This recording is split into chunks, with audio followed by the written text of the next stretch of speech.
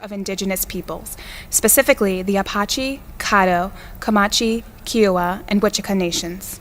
Additionally, Texas is home to the Alabama Coshada tribe of Texas, the Kickapoo traditional tribe of Texas, the Isleta del Sol Pueblo, the Lipan Apache tribe, and the Texas Band of Yaqui Indians. ACPA College Student Educators International honors and respects the diverse indigenous peoples connected to this territory on which we gather. Honored guests, thank you for joining us for the closing session of the ACPA 2018 convention. Please welcome ACPA Acting Executive Director, Chris Moody. Hello and good morning, ACPA. If you've had a great convention, let me hear you say bold. Yes, if you've had a great convention, let me hear you say bold. Beautiful. For those of you I have not been able to meet yet this week, my name is Chris Moody, and I'm the Acting Executive Director of this great association. My pronouns are he, him, and his, and it's my profound honor to join you for this closing session of the 2018 convention. It's a pretty incredible full circle moment for me, if I'm going to be honest, to be here before you today. When exactly 20 years ago, I was at the closing session of my first ACPA convention.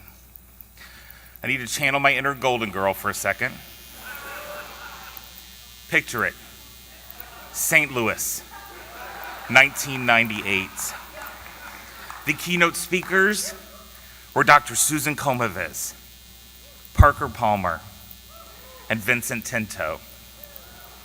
I had just seen the musical Rent for the very first time the night before, as ACPA had organized an optional night out at the St. Louis Fox Theater. I was in complete awe at how this profession could come together to create such a meaningful, deeply enriching, soul-fulfilling series of days that would shape my perspective on a career in higher education and student learning forever. I felt that again this week with all of you. To even consider the possibility of one day being one of the leaders of this amazing association was unimaginable to me. I was comfortable being in the audience, being among the community, and thought of being on stage was nowhere near my reality. Now let's fast forward 20 conventions later, and now proud to say I've got Facebook official status with Dr. Komovez. You can imagine my shock and surprise when the leadership of ACPA contacted me about becoming the executive director. It was a call I never thought would happen. After chairing the 2016 convention in Montreal, which at that point had been my greatest professional joy in life, I couldn't have dreamed this new adventure was ahead. So when I got that call, it was challenging to not reflect and revert back to my 1998 self, who was just comfortable sitting in the audience and being so happy to even be in the crowd. So immediately after I ended that life-changing call with Stephen, Donna, and Jamie, I began to stare at one of those little those magnetic inspiration magnets that you probably have sitting on a refrigerator or corner of your desk, you know, the cheesy little ones. It read right in my face after I hung up that call, "One person can make a difference, and everyone should try," which is a quote by former US President John F. Kennedy. In a split second, all of the reasons to say yes to becoming ACPA's acting executive director became so clear. And it was those same qualities of this association that I've shared with everyone who asks me, who doesn't know ACPA, to describe our members and our convention goers. ACPA is its people. I'm proud to say that while many higher education associations care about student success, we care about each student's success. We are the people who acknowledge, research, honor, and celebrate the complexities and intersectionalities of student identities, and who understand how our own identities shape our experiences and how our experiences transform into our learning. In fact, ACPA members are college student educators who embrace that we are our own identities, experiences, and that our own identities, experiences, and paradigms affect how we work with and for students, as well as with each other. Who we are is intimately tied to how, where, why, and when we might be given the opportunity to show up. Because of our deep commitment to each student, to each other, and to ourselves, ACPA is better prepared to lead our college campuses and our organizations through the complex issues facing as we depart today. When we talk about those students who are going back to help shape their lives, we've actually had some with us that we haven't mentioned yet this week. Working alongside our convention, we've had the International Association of Student Affairs and Services sponsoring with the Lead 65 organization and ACPA, a global student summit, where we've welcomed and supported and mentored 20 students in learning more about their own leadership skills and themselves. So as you leave us today, I hope that you too will be reminded that each and every day, and each and every student, that we have the opportunity to be that one person who can make a difference, and that everyone should try. This convention was made possible by some of our most committed and thoughtful colleagues. They are professionals who care deeply about you and the work that we do on behalf of our students. The ACPA convention team is comprised of volunteers who spent a major part of their last 15 months crafting the convention curriculum and experiences, and for your services and for your leadership, we thank you.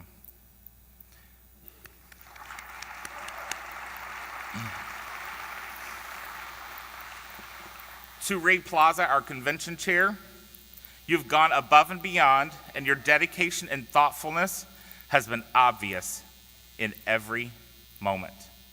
Thank you.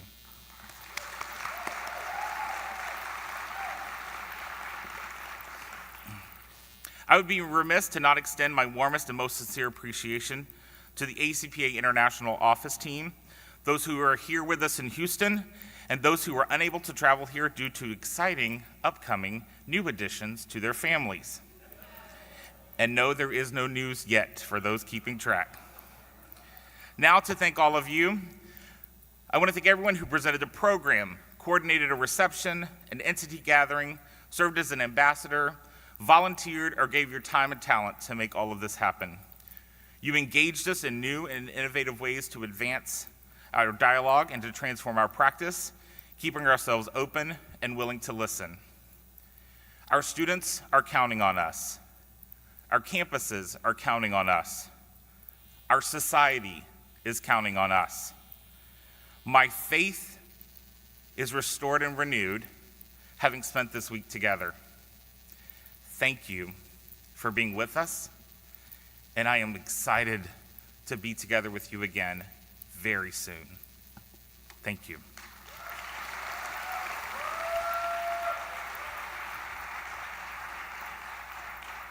Here to introduce the first of this morning's featured speakers, please welcome to the stage Morgan Murray. Good morning. Jonathan P. Higgins is a speaker, educator, and thought leader.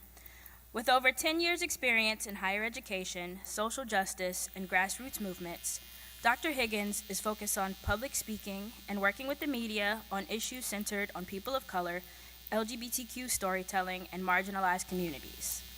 In September 2016, Dr. Higgins launched a YouTube channel where he posts weekly videos about race and identity issues and began sharing pieces of his mini documentary highlighting stories related to his life as a queer Black man growing up in the inner city of San Bernardino and his journey to earn his educational doctorate of leadership in justice from the University of Redlands. His dissertation focused on the first-year experiences of queer men of color in higher education. Dr. Higgins is committed to using his voice to highlight and bring focus to the issues that affect both the Black and the LGBT community. His work has been included on Blavity, The Root, Ethnics, Wear Your Voice, and Talkspace. He also serves as Campus Pride's curriculum educator, is a Lambda Literary Writing Fellow, and a regular contributor to Soul. Dr. Higgins has spoken at universities including Kansas State, Colgate University, UCSD, and UCLA. He has consulted with Purdue University to restructure their Safe Zone program and has given several presentations within the California State University system about what can be done to better serve LGBTQ+ students. Dr. Higgins continues to lecture all over the country on topics related to intersectionality, race, gender, and sexuality, and has gained attention on websites including Attention and Vox. In April 2017, he gave his first TEDx talk on how to unlearn fear and develop personal power, leading to an op-ed piece on Splinter.com. Born in Los Angeles, California, Dr. Higgins graduated from California State University, San Bernardino with a Bachelor of Arts in Communication Studies and a minor in Women's Studies. He also holds a Master of Arts in Management from the University of Redlands, where he graduated in the top 3 of his class and was inducted into the Whitehead Leadership Society. Please join me in welcoming Dr. Jonathan Higgins. All right. I was going to say, if Bayard Rustin could see me now. All right. Good afternoon, everybody. I am truly so excited to be in community with you all today. This week has been one filled with so much emotions, learning opportunities, and love. And I am so thankful to be in the presence of many who have shaped my journey and those who encourage me to fight the good fight. I know many of you too are fighting a battle and might have sacrificed a great deal of things just to be here today. And I wanted to take a moment to validate that, because sometimes we labor at the expense of others, and often are we rarely thanked for the emotional and the mental work that we put in to educate one another. So from me to you, I wanted to take the time in this moment to say thank you for everything you've done for me this week. This week's conference has many meanings for many of us, and this conference has helped me to come to terms with the words and truth and what it means to walk in truth as we put theory to practice. This week, we have talked about a great deal of risk and what each of us risk each day when we walk unapologetically in our truth. And while it has been said that the personal is in fact political, so is speaking truth to power. For some of you, speaking truth means risking your jobs. For some, it's being the person deemed angry or the person with the chip on their shoulder in the office. For others, it's risking your reputation in a field where reputation often means more than the knowledge you've acquired. Throughout my trajectory in higher education, I have had several people sit down and talk with me about my reputation, because I believe that it is important to center truth in all of my work. And while I recognize that truth-telling has made me unpopular to some, I also believe that what other people think about me is none of my business.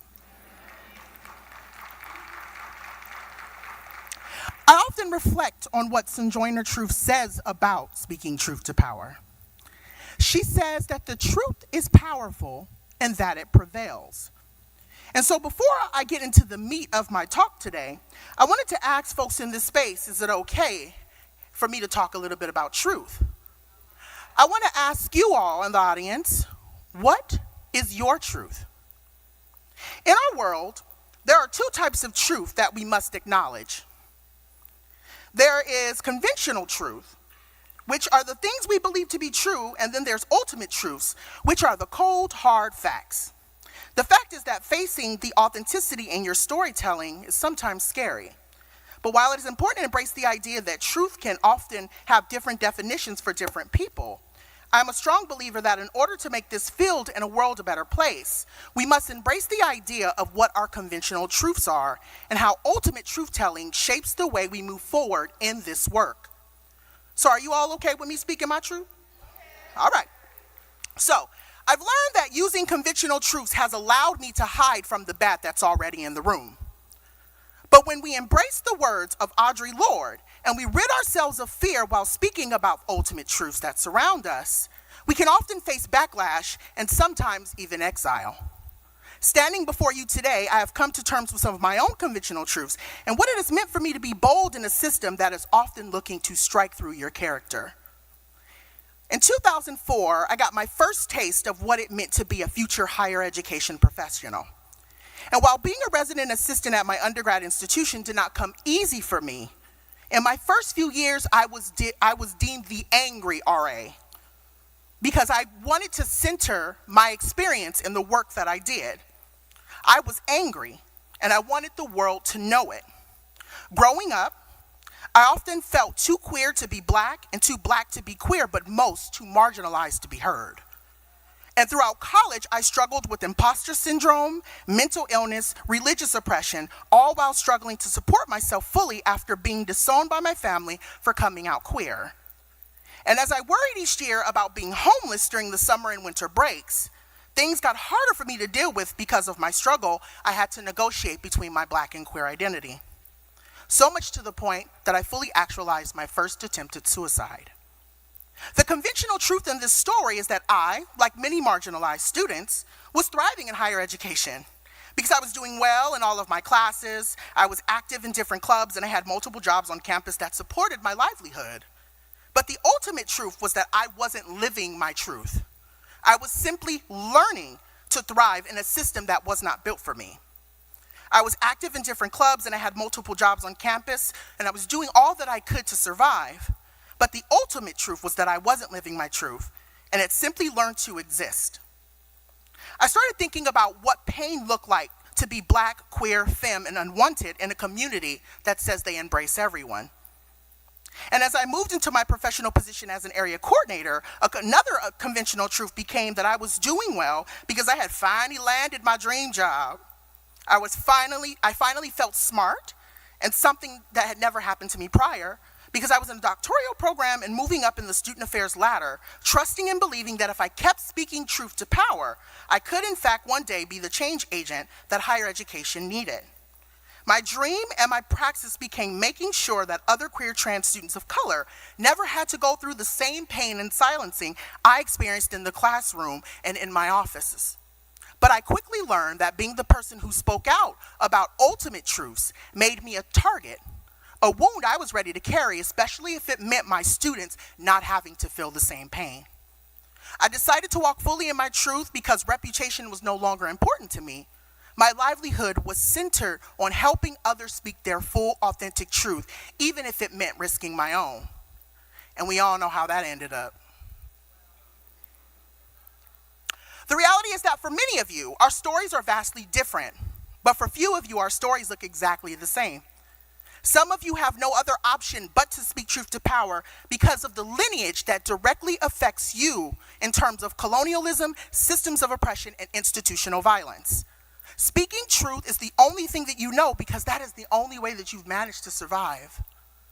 Some of you continue to be affected by institutional violence that follows you from the time you walk out your front door, you engage with people on and off campus, and return to your home. And sadly, some of you still face it when you are at home.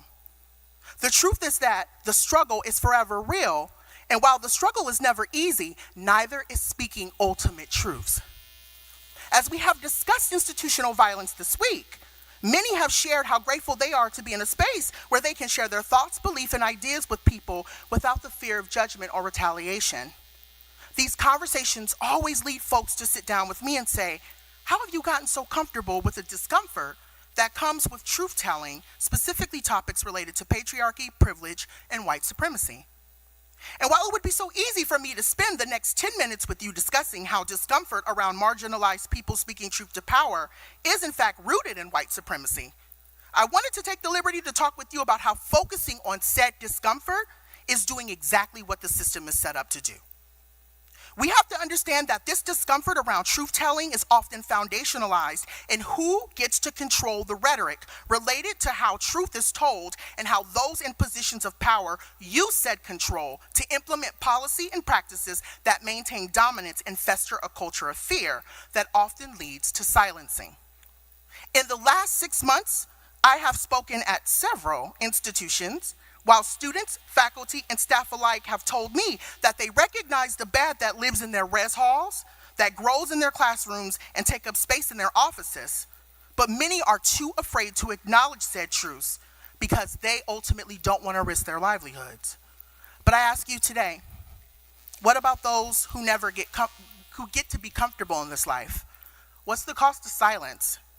And at whose expense do we get the liberty and power to remain comfortable in a world where folks like Erica Gardner, Corian Gaines, Philando Castro, and Sandra Bland didn't get the opportunity to do the same?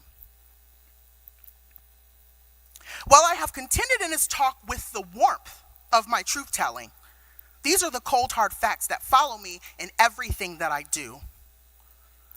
We have to acknowledge the persistent educational gap between Black and Indigenous students of color and white students, the high number of sexual assaults being reported on our campuses, the growing number of mental health issues being reported and involving LGBTQ, queer, trans people of color, the elevated levels of racial battle fatigue that Black, brown, Indigenous students and higher ed professionals are contending with in this field, and how we teach social justice as a practice in higher ed, but silence folks when they actually put it into work. There are so many more issues that I could name, including my own struggle with navigating micro and macroaggressions, feeling invisible, and moments that I felt silenced in speaking up about the needs of people who live my same life. But even more, how almost 8 months ago, I had again let the idea of taking my own life revisit me because I thought my life was over. But little did I know that my life was just beginning, and this is why we must be bold in speaking truth. See, as a thought leader, a higher ed professional, and a social justice defender, I challenge everyone to center their work on unlearning the ideals that colonialism has taught us. Decolonizing your mind is not just about addressing the history of white supremacy and the bad that surrounds us in and outside of the spaces we take up, but about addressing the truth related to how fear, power, and privilege keep people silent. It is also about realizing how said systems shape the way we work and impact the lives of the students we serve. This, in fact, is a student affair. As mentioned by Sharon Stein in a piece on Medium, we must begin to be aware of where we stand both literally and figuratively. While we stand and reside on colonized land today, where high levels of violence once took place, and honestly still does, we must also understand that there's no monopoly in how one gets to tell their truth and who gets to share it. We must take into consideration the words of Eve Tuck and Kay Wang Yang and recognize that decolonizing our minds should not be seen as just a metaphor. We must understand that addressing and embracing ultimate truths provides space for those who often are silenced to speak freely. Understanding that language and speech is often the only way that people feel connected to the roots of their history. Decolonizing our minds means taking into consideration the words of Steve Biko, where he says that the most important weapon in the hands of the oppressor is the mind of the oppressed. It is important for me to say today that while this conversation may not be a popular one, and you may want to grab your bag and clutch it and leave, because we know some folks did that, the reality remains that the lives of our students are at stake. It is important for me to say today that while the conversation may not be popular, we must be willing to interrogate and address how courses, scholarship institutions, and other students, faculty, and administrators reproduce colonization through higher education curriculum. As Paulo Freire tells us, praxis is not just something we teach. It must be the reflection and the action we take in our world in order for us to transform it. As we boldly move towards redefining this field, the lives we touch, and the experiences students have who live at the margins of oppression, we must actively acknowledge that this process will look differently depending on where you are in your journey. So as we interrogate what the work around truth-telling means, please consider some of the things that we should hold as self-evident truths.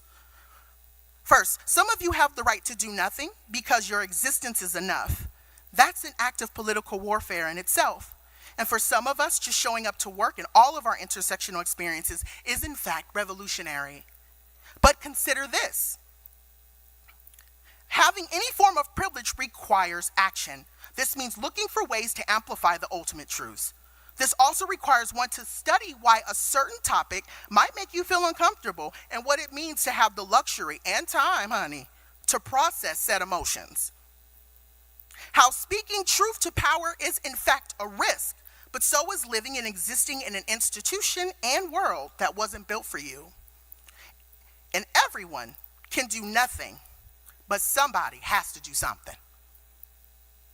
It is in this moment that I challenge all of you regardless of where you are in your respective careers, to reflect on the words of Bell Hooks. She says, there must exist a paradigm, a practical model for social change that includes an understanding of ways to transform the consciousness that's linked to the efforts to transform structures.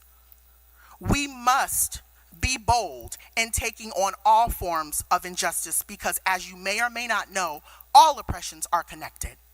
We must be willing to acknowledge that being bold requires us to lean into the discomfort of fear, lack of understanding, and the uncertainty that comes with speaking ultimate truths. In this, I challenge you to adopt these ideals as you return to your respective organizations. First, you must be brave. You have to make calculated attempts to dismantle systems of oppression. You must take a page from thought leaders like Jane Elliott and Sue Rankin, who tell us that being bold requires taking great risk to use your privilege for the greater good, even in moments where your voice begins to shake. Second, we must understand that being bold requires us to be open to feedback and teachable moments, but most open to the risk that comes with centering others' livelihood over our own. We must be willing to re-examine what our student affairs philosophy is and ask ourselves, are we truly inclusive of all students we serve, or are we only invested in helping those who make us feel comfortable? Third, while being bold is in fact a great risk, it requires you to lead with love and to comprehend the words of Robin Oakes and Jamie Washington, where you take time to think about the intent of both of your words and actions and the impact that they have on others. But lastly, being bold requires you to be dedicated to unlearning said oppressive systems and the work that comes with the process. We must recognize that those who are closest to the problem are the closest to the solution. Being dedicated means challenging structures of truth and who gets to control the rhetoric. Being dedicated also means understanding the limits of what you are willing to risk, not just for you, but for those who risk their lives so that you could live boldly. Being dedicated means being an accomplice to somebody's ally. The struggle is real. Yes, being bold is about the willingness we have to risk being uncomfortable. Being bold means having fear, but having the willingness to speak up about said fear. Being bold means recognizing that your silence will not protect you. Let us remember that when we dare to be powerful, to use our strengths in the service of truth, then it becomes less and less important whether we are afraid. Freedom will always lie in being bold. Thank you.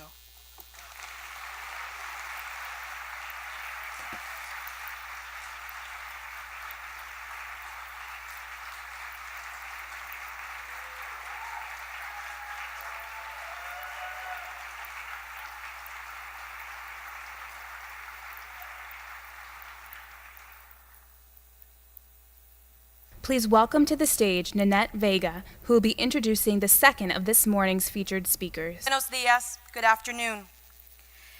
Christina Jiménez is an executive director and co-founder of the United We Dream, the largest immigrant youth-led organization in the country. Originally from Ecuador, Christina came to the United States with her family at the age of 13, attending high school and college as an undocumented student.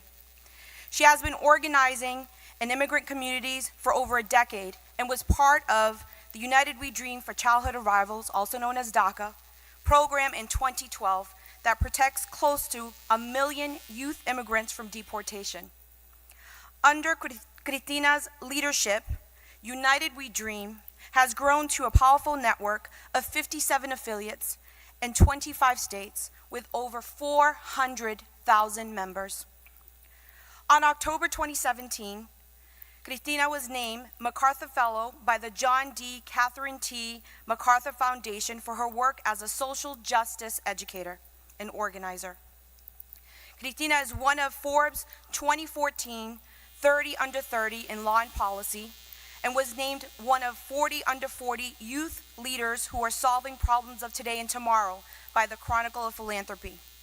One of 50 fearless women by Cosmopolitan, and one of 25 disruptive leaders who are working to close the racial opportunity gap by Living Cities. She was awarded an honorary doctorate degree in letters and humanities by Wesleyan University. She was also awarded the Creative Change Award.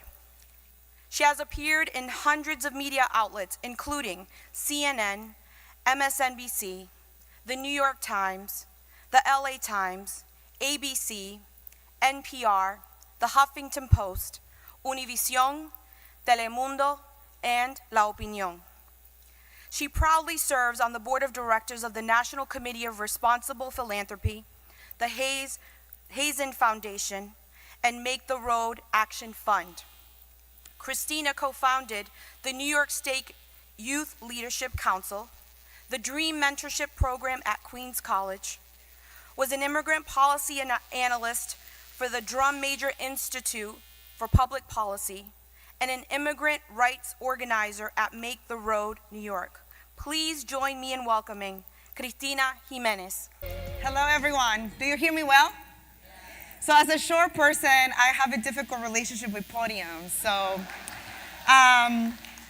if you allow me, I'm just going to be on the side of the podium and not behind, because I really want to be able to connect with all of you. I'm really grateful to be with all of you today. It is a true honor to be with you all as courageous and bold educators from all across the country, and in particular to be here in this city of Houston, Texas. And the reason why, for me, the city, but also this convention center brings so much pride and so much love is because here, in 2016, United We Dream gathered a little bit over 1,000 undocumented young people from across the country. And we gather here in this convention center to talk about strategy, to share our stories, to share that we are undocumented and unafraid, trans, queer, and unashamed, and to really build community. And it was also an important moment for us to support the work that was happening in this city. Back in 2016, Houston was one of the largest contracts of collaboration between ICE and local police, being one of the counties in the country that was deporting the most number of immigrants in the country. And it was through our convening here and taking collective action together that I remember in a very, very humid and hot summer day, marching down the streets outside of this convention center with over 1,000 young undocumented youth and allies chanting and marching towards the sheriff's office, who unapologetically at the time have very openly affirmed his commitment to continue to collaborate with immigration agents and to deputize local police to be and act like immigration agents to deport more people here in the city. And it was through the work and the strategy sessions in this convention center that on election day in 2016, the sheriff was kicked out of office.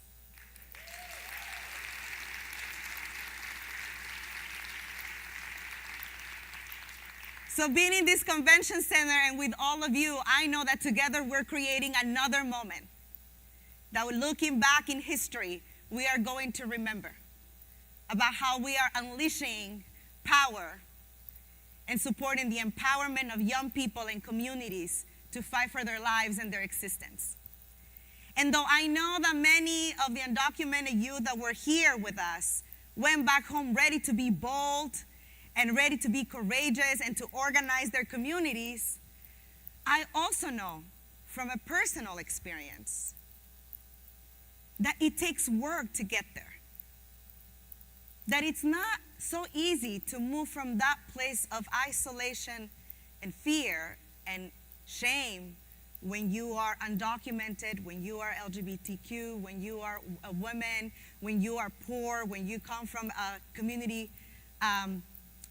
of color, it's not easy to move from that place to a place of empowerment and courage. But thanks to the work of United We Dream and many communities, I have seen and witnessed that transformation. And I went through that transformation myself. And I, in fact, remember growing up in New York City as an undocumented young person. Anyone from New York here? Shout out to all of my New Yorkers in the house. Growing up in the city, though, is diverse and immigrant-friendly compared to other places, it was still very clear to me that not only because of my undocumented status, I always lived in fear that someone will ask me for my papers and be detained, or that my parents will be asked for their papers and be detained and deported. But it was also because of the color of my skin that I was targeted. And at the very young age of 16, I found myself dealing with the fact that my brother, as an 11-year-old, walking from school to home, was stopped and frisked by NYPD, by the New York City police. And as an undocumented family and young person, I didn't know what to do. Who do you talk to? How do I share that this has happened to our family and my brother? What do I do with this deep sense of injustice? And the reality is that I was too afraid, and our family was too afraid to do anything. But I realized when I was in high school that I was confronted with a moment of choice. And this is why, for me, it is a true honor to be able to share this space with you as educators, as academic professionals, because you play such a huge role in the lives of our students and our communities. A role of transformation, or that can help and support the transformation of students and parents and families, or to unfortunately do the opposite. And in my case, as a high school junior, when I was trying to figure out how to apply for college, and I had done everything that my teachers told me. Who remembers being part of the Key Club? Right? Raise your hand. Yep, I did that. Student government? Yes, I did that too, right? And I'm thinking, how do I become this strong college candidate? So I followed the advice that my teachers gave me. Everything, including my grades.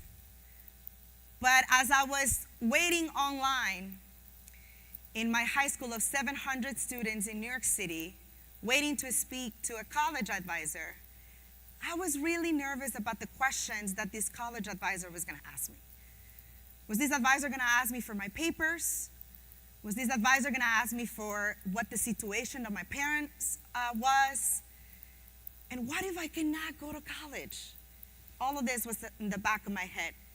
So when I get to talk to her, my conversation, in fact, was very brief. She asked me if I had a social security number. I said no. She asked me if my parents had a social security number, and I said no. And then she said, "I'm sorry, I cannot help you. You cannot go to college." And then she called on to the next student in the line. And so I live this example, not because I believe all educators are that way, but because I believe in the true transformational power of the role of educators in our communities. And I know that just as much as there were stories like mine, there have been stories along the years where I have seen the support and the courage and the leadership of educators in our communities, in our schools, and in our country, truly. So I want to thank you for all the work that you do in your roles, in your institutions, because it is so key to the future of the students, but also for the future of the country and all of our communities. And I know that based on this experience, when I faced this moment of whether I was able to go to college or not, and my college advisor said no, there was something in the back of my head that I said there must be something that I could do. But I could not but avoid to feel fully defeated. Defeated about my parents' dreams and about the sacrifices that they have made to come to this country to give us, their kids, a better life. But it was thanks to the courage of my mother, who basically challenged me and said, if you don't go back to the school and get a college advisor to help you, I'm gonna go there myself. And so, as a high school student, who wants your mom to embarrass you in school? Nobody. So I said, no, Mom, it's okay. I'm gonna go there myself, and I'm gonna figure this out. And I did. But it was only because young, undocumented students in the state of New York, right at the same time, were fighting to push our state to allow undocumented young students to get into college. And it was because of their effort and the effort of educators that supported them and labor unions that supported them and other allies that I was able to go to college in New York, and I am a proud alumni of the City University of New York.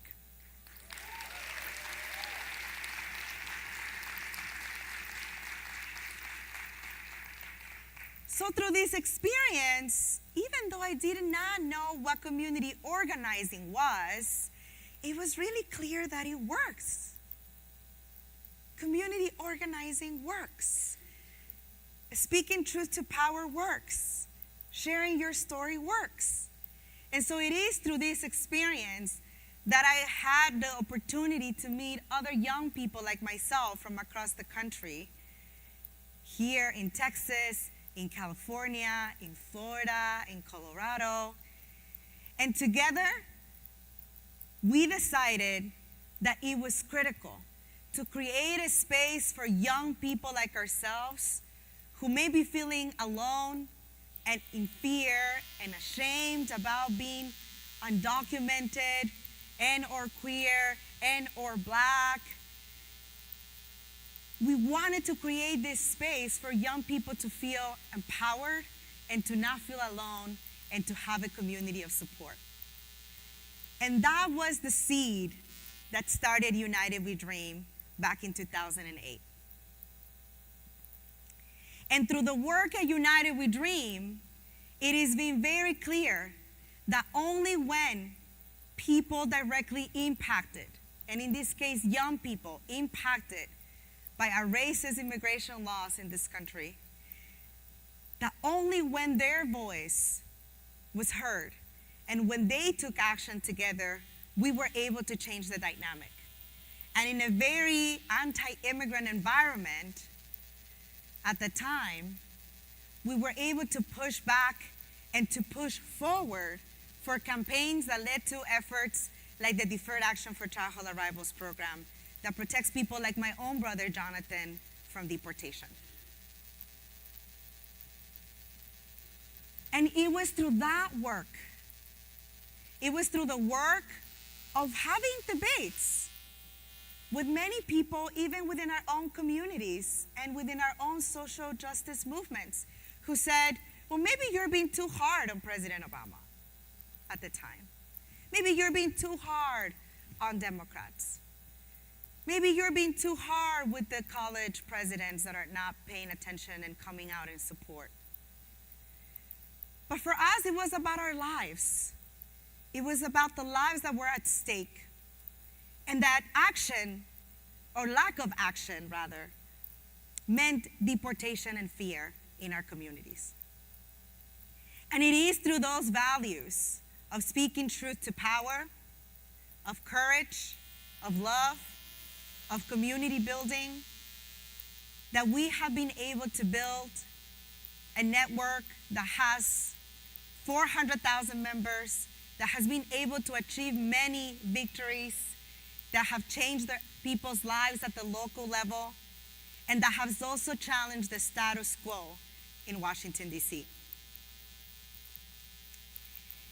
And though I recognize the importance of our work and feel really proud about our work and the work that we have done collectively to reach these amazing changes, I also know the reality that we're facing, not only as a network of immigrant youth, but as a country together. And I also know that in this moment, we are in a situation where the DACA program has been terminated, and over 20,000 young people, many your students perhaps, have already lost protection from deportation. We are in a situation where families that have been protected by temporary protection programs, who have been here for over 20 years, are at the risk of deportation because this administration has terminated those programs. So see, there's a pattern here. This administration is trying to move more and more people who were once protected from deportation to now have no protection so that they can be more easily deported by the deportation force and deportation machine that we have in place. Which, believe it or not, it was built in a bipartisan way. So I don't want to make this just about the guy that is in the White House. It's not just about the inhabitant of the White House right now. It's really about the fact that, unfortunately, in a bipartisan way, Republicans and Democrats have worked together to systematically discriminate and target immigrant communities and communities of color broadly.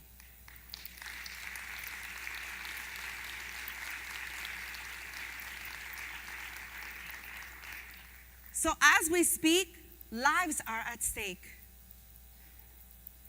As we speak, Dennis, a high schooler from this city in Houston, is sitting in a detention center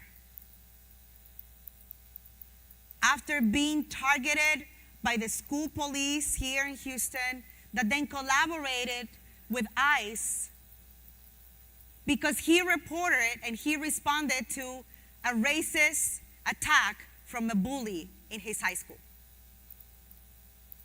Dennis is in deportation right now. And he has already missed 2 months of his senior year in high school. That it's the moment that we're in as a country. It is a moment where ICE agents have been unleashed and feel really proud to have the support of the White House to do what they say their job, which really means brutally target communities of color. And the reality is that we know, and I'm so thankful for spaces like this conference, and I was part of the debate early this morning. I appreciated all of that, because we're able to have real conversations about what's really underneath. So when I say real talk, you say real. Real talk? Real, real talk? Real. So let's have a moment of real talk. We know that the same people in power that are deporting communities of color predominantly and immigrants in this moment, and these people in power, unfortunately, the majority of them are white men. So we know that these men in power who are making decisions to make me and families like mine a threat to national security and to make us a priority for deportation, these are the same men that want to take away money from our schools, that want to have police in our schools and criminalize our students. These are the same men that just passed the biggest tax scam in the history of this country. These are the same men that are going after our health care. These are the same men that are going after Black communities and ensuring that communities of color are massively incarcerated. These are the same men that are ensuring that companies are able to continue to profit from people like Dennis being in a detention camp that is owned by a private corporation. These are the same men that feel proudly to say that they can grab women by their pussies. These are the same men that want to ensure that this country looks more like Norway. So, did you like that real talk?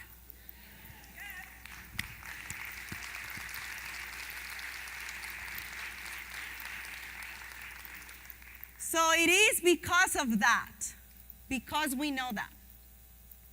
Because underneath all of the rhetoric and the policies, if there's anything that this moment has pushed us all as a country to be and to have, is to be clear and to have clarity about what we're up against. And that is white supremacy and systematic racism and patriarchy that is really, in massive ways, targeting our communities. So let me tell you something. The fact that this moment in history has pushed us as a country to confront that is making people really fearful out there. Really fearful that many who did not see before and who were blinded before are now seeing how things work and why things work the way that they do and why we're having mothers and fathers being separated from their kids. So that's what brings me to actually the hope in the very difficult moment that we're in. Because I tell you, as I stand here, I always worry that my dad or my mom are gonna call me and they're gonna tell me that they were detained or stopped by an ICE or police officer. So the moment of crisis in our communities is real. Raise your hand if you feel that level of crisis and urgency in your schools and in your communities. And because I see those hands, I know that together we have made a choice that we are going to fight back. And that we are doing everything in our power to create change. And that's what gives me hope. That in the midst of this very difficult and scary moment for people like me and my family and many of you and many of your students and the families that you get to work with, that all of us have made the choice to fight back. Have you made that choice? Are you committed to that choice? So then what's ahead? Well, there's a lot that you can do in your schools to ensure that our students and our families not only see that we're taking steps to protect them, but to actually feel safe. There's a big difference between a policy and how our students feel in their bones in our institutions. So how are we making them feel every day? How will we want a student like Dennis to feel in his high school in this city, which is the most diverse city of this country right now? How do you want to ensure that your students, regardless of race, of faith, of identity, of background, of gender, feel safe in our institutions, in your schools. We can do that together. And there's a lot of great examples of institutions that have already done that. And there's a lot more that we can do. But I see the eagerness, and I have seen, and we've been able to work with many of you across the country to be able to advance this vision. What we're also seeing is that in the midst of even efforts like the state of Texas, where we are today, just yesterday, the courts actually legalized racial profiling in the state through SB 4, which is a statewide policy that was introduced by nativist elected officials who argued that they wanted to keep the state safe, but what it actually does is to legalize racial profiling in the state where police, where medical institutions, and in other places, people can be stopped and ask for their papers if these officers or authorities feel or think they are undocumented. And unfortunately, the court has said it's legal. This can happen in the state of Texas. But in the midst of that, as we speak, there is a protest and a press conference happening where Black communities and LGBTQ communities and faith communities and immigrant communities are speaking out together to push back against this decision.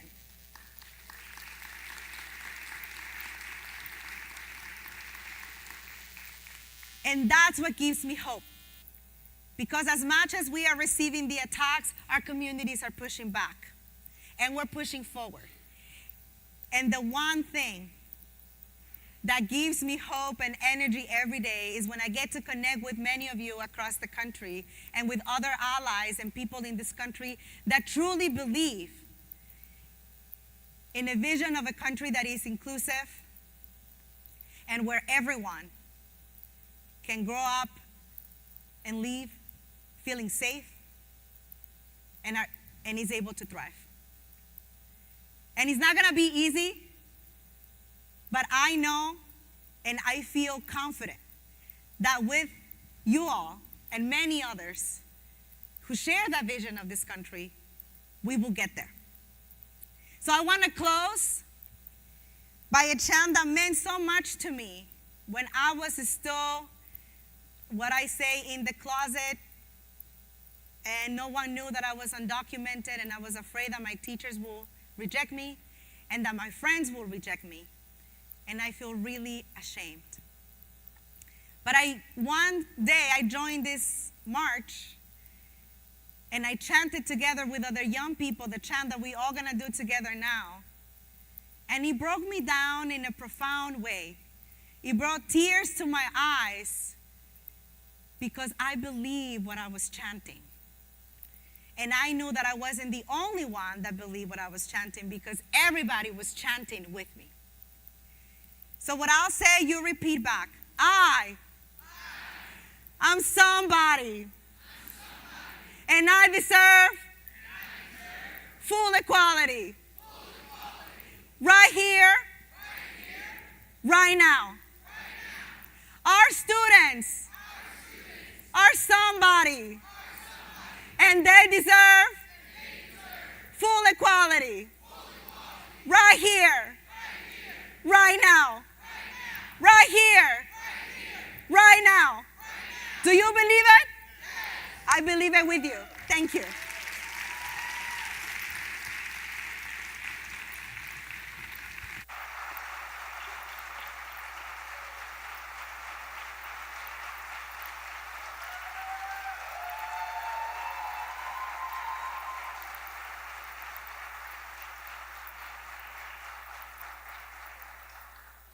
Please welcome Dr. D.L. Stewart to the stage to introduce our final speaker.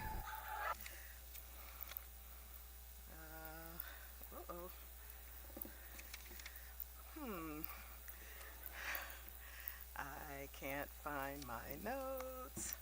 Oh well. So,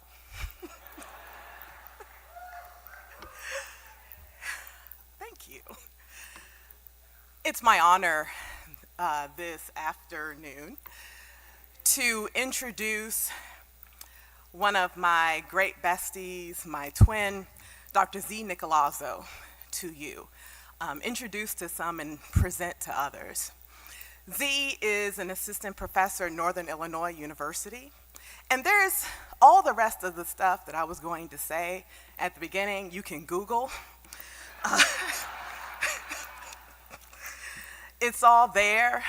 Z is the author of a powerful blog called Trans Resilience. And if you've not been engaging with her work there, I encourage you to do so right after this session is over. Z has also been the author and editor and co-editor of what is already a prolific scholarly career. But one of the things that I appreciate the most about my dear friend Z is that she doesn't do this work for the scholarly accolades. She's not doing this work to count up how many hits, how many more lines Z can add to her CV. Z is doing this work in the interest of liberation, of full liberation and justice, not just even for trans communities across this nation and the world, but also for trans communities of color, for people of color, for indigenous folks, truly a scholar who engages and enacts an intersectional justice paradigm. It's something we need more of in this field and in the academy as a whole. In addition to that, because the girl is nonstop, okay, and writes like she's running out of time, but in addition to those things, Z has been, to me and to others, a beloved friend, a mentor, kin, someone to call on and count on no matter what. And so please join me in welcoming Dr. Z. Nicolazzo to the stage, to slay Queen Slay. He trying to make me cry, and pretty much did it. Okay, good afternoon. I'm gonna talk a little bit about being a student affairs killjoy. So that'll be fun for some people in the audience, probably uncomfortable for others. It'll be great, it'll be fantastic. So what we're gonna do is, I wouldn't be a faculty member if I wasn't drawing from sources, right? So what I'm gonna try and do is pull together some threads from Sarah Ahmed. If you haven't read Sarah Ahmed's work, I highly encourage you to do it. In particular, her book On Being Included, if you pick one out of this lineup, pick On Being Included. And I'm going to introduce you to the idea of the feminist killjoy. Some of you might be familiar with this, and if you're not familiar with this, you probably have felt this at some point in time during your work. And I'll also try and draw in some threads from the book that I wrote with 9 beautiful, wonderful trans participants, trans in college. So first, I want to introduce you to the trans killjoy. In Ahmed's work, she talks about sitting around the dining room table with her family. You might have had this experience too. You're at a meal, and someone says something that's deeply problematic. It's sexist, it's racist, but they're your family, and you're around a holiday meal. I heard some laughs. Some people are familiar with this, right? So the question is, what do you do? Do you say something? Do you not say something? How do you say something if you do? Maybe that person then says something else. Maybe that person recognizes that you've lost your breath, that you're not eating anymore. Maybe they're saying things intentionally to wind you up, and you're getting wound up until you snap and you say something, and then other people say, another meal ruined, right? However she speaks, the one who speaks as a feminist is usually heard as the cause of the argument. We as killjoys are posed as problems when we expose problems. We're seen as the ones who make things tense when we point out that the tenseness has existed for generations. We are deemed inappropriate or out of line when we discuss how systems of oppression are out of line. Maybe that's something that you folks are familiar with. We're deemed confrontational when we confront histories of racism, colonization, and trans oppression. These did not just appear. These did not just happen. They have been with us. And in fact, they're all connected. I talk often about the fact that the reason that we have the gender binary that we do in this country, the reason that the gender binary exists on our college campus, is itself a vestige of colonization, right? So the fact, right, that indigenous people have continued to be eradicated and erased throughout history, violently so, has brought us a particular gender binary that doesn't fit. And so these things are connected, right? And yet, when we confront a history, it doesn't mean that everyone will hear that confrontation. They will hear you as being confrontational. So I mentioned that for Ahmed, the killjoy practices are crafted at home, and yet homes have particular challenges.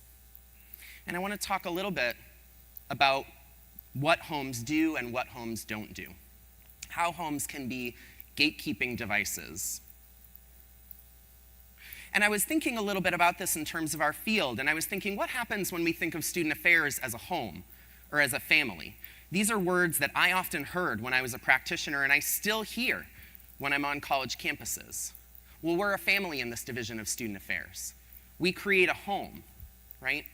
And while that sometimes is used as an encouraging practice to bring us together and to think about what we can all do and to really think about building strong, solid relationships, it's often also language that operates as a non-performative to project inclusion while actually being used as a silencing tactic to quash dissent and confrontation raised by killjoys.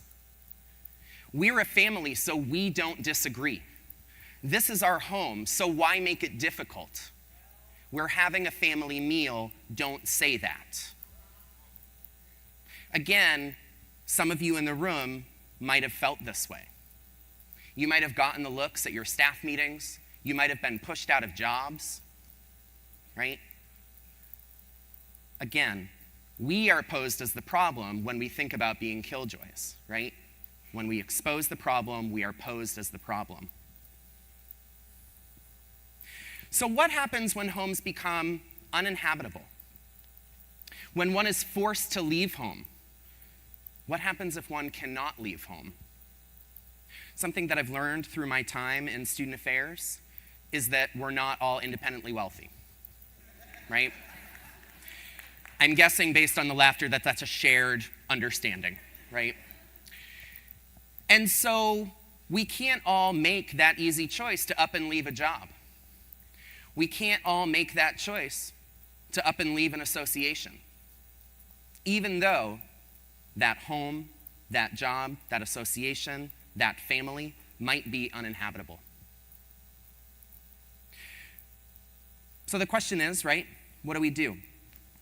How is it, right, that we live when we're in these homes and with these families, right, that have emotional or material effects on us that diminish our life chances?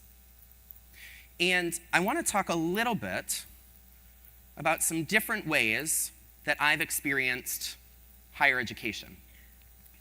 So I think there are a couple of different ways that I've experienced different institutions of higher ed and also the institution of higher ed broadly, right? There are a couple of different ways that people make sense of me as a trans killjoy. One, and again, I'm drawing from the work of Sarah Ahmed. One is that I'm tokenized for the project of what Ahmed calls tick box diversity, okay? People invite me to their campus. They say, we got the trans kid. We good. They go, they listen to me talk for 60, 90 minutes, do some question and answer. I share some jokes. Sometimes they land, sometimes they don't. And they think of that as a one-time experience that they can then check off their list because they're done with it after I'm over, right? and then I leave campus and they don't have to deal with the challenge anymore, right? That's a way of thinking about tick box diversity. There are other ways that I'm brought in to further an ongoing curriculum, because as I remind people over and over and over again, curriculum is not the sole focus of faculty members, right? We all build curricula for our students, our staff, right? And so sometimes, and I think this is probably the better way, right, to bring in folks, is to bring people in to further an ongoing curriculum that's invested in confronting and interrogating interlocking systems of oppression, such as racism, colonization, and trans oppression. What are you already doing on your campuses? How is it that we can back channel to talk about what's going on so that I can further what's happening on campus? How can I be a part of the solution rather than the solution? Because I tell you what, I do not have the 5 easy steps to make your campus trans inclusive. And in fact, nobody does, right? It's work. And we're going to talk a little bit about that work, okay? So right now you might be thinking, so what? Who cares? What's this got to do with me? Okay? As we've discussed this entire week at this conference, we all have a stake in confronting systemic oppression. However, there are barriers to our confronting systems, including those of us who are killjoys. And it's these 3 barriers, and think about 3 particular barriers that I want to turn to for a moment. The first one is this idea of complicity, right? How are we complicit in systems of oppression? The second one is this mythical idea of best practices that I don't actually believe exists. And that's right. And the third one is what I refer to in my book as an epistemology of love. And it's not the epistemology of love that's problematic, it's that it's really our not loving each other, right? And it's in fact being quite far from loving other people, especially killjoys and those of us on the margins. So those are the 3 barriers that I want to discuss briefly. So the first one is this idea of complicity. Now, I hear a lot of talk in student affairs and higher education about being critical educators, right? I'm all for it. I like to think I do critical work. I use a lot of critical theory. But here's the thing about the word critical. That word can and does get co-opted, right? And when it gets co-opted, it's used as a way to protect us or inoculate us from our own complicity in systems of oppression. It actually prevents us from saying that we can hold both of these competing things at the same time. Shout out to Marsha Baxter Magolda. Because #Miami grad. So we need to think about how is it that I, as a white person, am actually complicit, right, in white supremacy and propping up white supremacy at the very same time that I am deeply invested in interrogating and tearing down white supremacy, right? I cannot say I'm a critical educator and therefore I have no stake in furthering these systems of oppression, right? So we use complicity as a way to protect ourselves, right? Or our own criticality as a way to protect ourselves from complicity. The next barrier is this idea of best practices.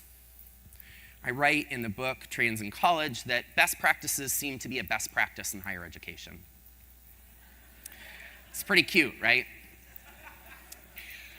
But here's the thing, best practices do not actually redress trans oppression, colonization, racism, and other systems of oppression.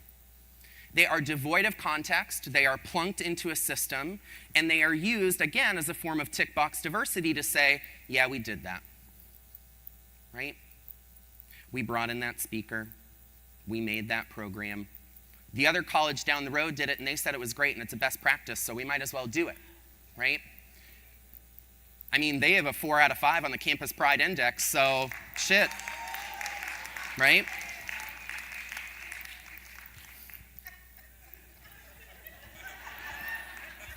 She real cute, right?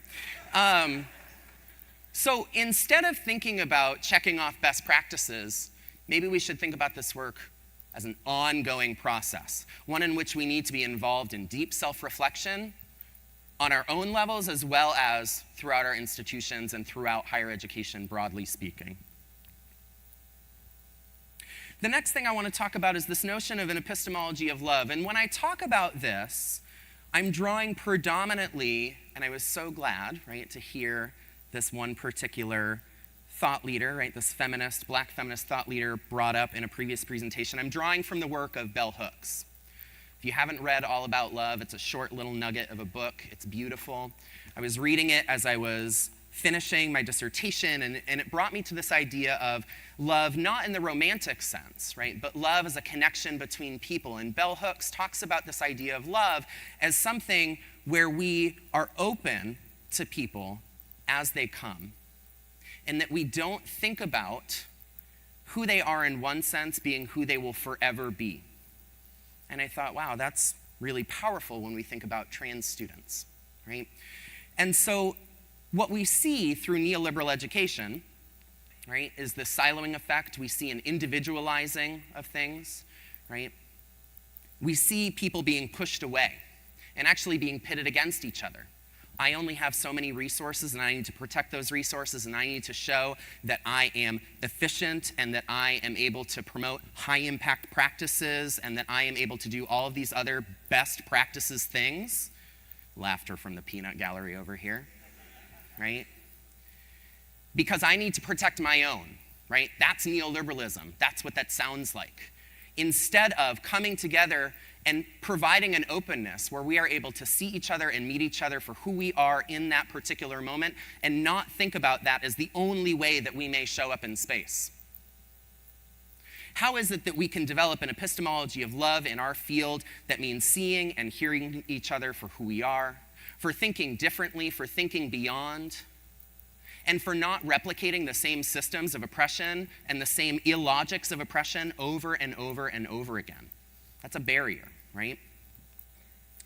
And so it leads me to these three questions. If social justice is a process, and if the movement to liberation requires ongoing self-reflection, as trans legal scholar Dean Spade suggests, then we must take these questions seriously today, tomorrow, and as we move forward towards liberation. And the questions are these. How are you complicit in furthering oppression? Are you hiding behind best practices? Who do you love and how do you show them? Who do you love and how do you show them? We can say that we care about certain communities, but I want to know, what are you doing? How are you showing me? How are you showing them? We may also need to recognize, as Ahmed wrote, that we as killjoys just might need to risk fulfilling the fantasies they have of us. For example, I need to take the risk of being the angry trans person at ACPA, as some have positioned me over the last several years. If this is how some people position me, then I may need to risk fulfilling that fantasy, because doing so is what the work of racial justice, decolonization, and trans liberation requires.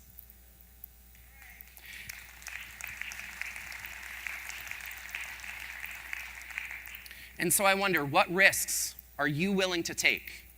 How might you need to continue fulfilling the fantasies that everyone already has of you?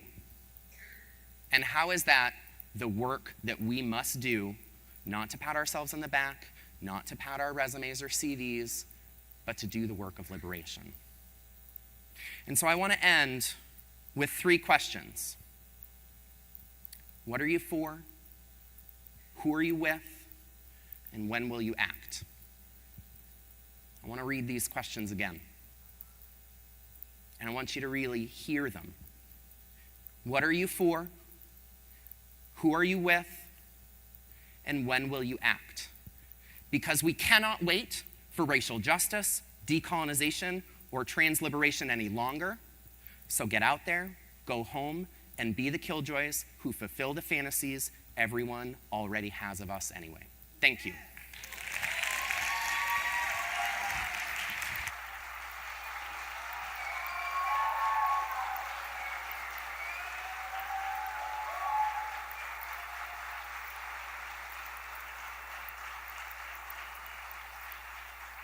Now arriving on stage, Bill Huff, chair of the 2019 ACPA convention. Howdy, y'all. My name is Bill Huff. I use he, him, his pronouns, and I got it up on my phone because I think there's a mess up here.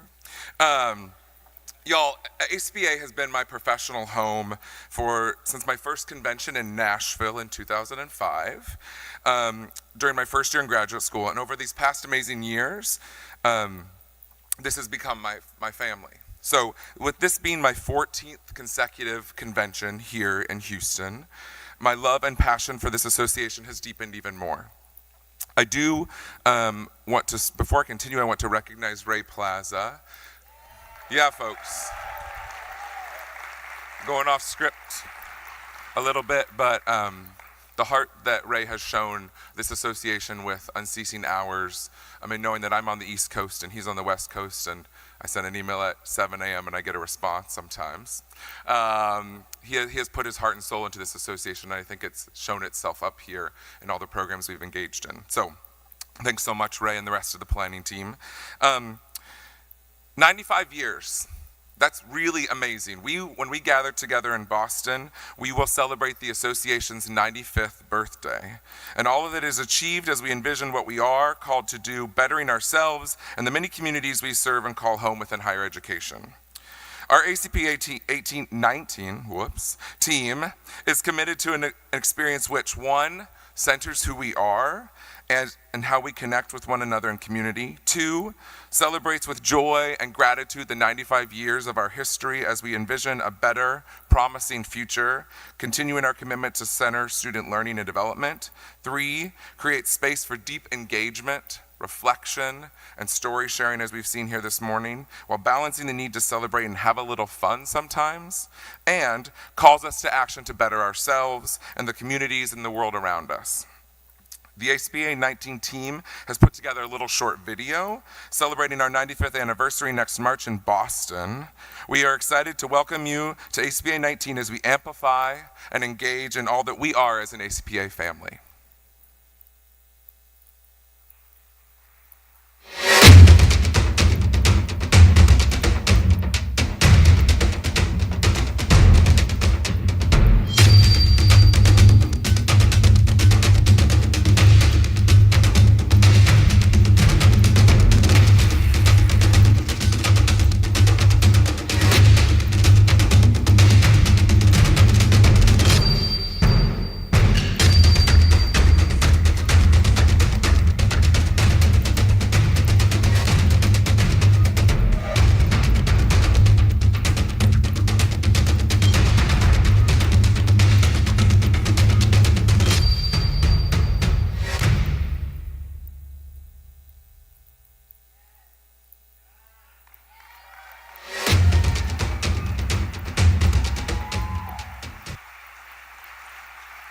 Hopefully we'll see you there next March 3rd through 6th.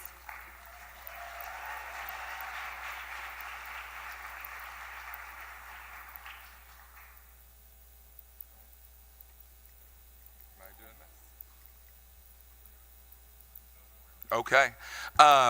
Y'all, will you please give me a warm welcome in welcoming your current president of ACPA, Dr. Jamie Washington.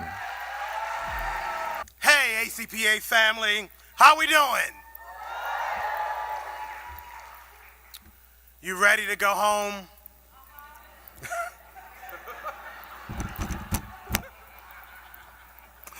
What an honor it is to move into this next level of leadership within the association. I've been a member of ACPA for more than 35 years. Yes, I know some of you are not yet on the planet.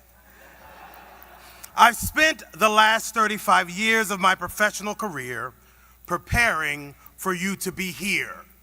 Yes, you, right here in these seats, as we prepare to lead higher education in the future. Before I go any further, I want to honor the land that we are on. I want to honor the ancestors who worked to build the foundation, who laid the possibility that we might be in this place today. I want to thank again the 2018 Convention Planning and Execution Committee, because they did more than plan this convention. They made it happen.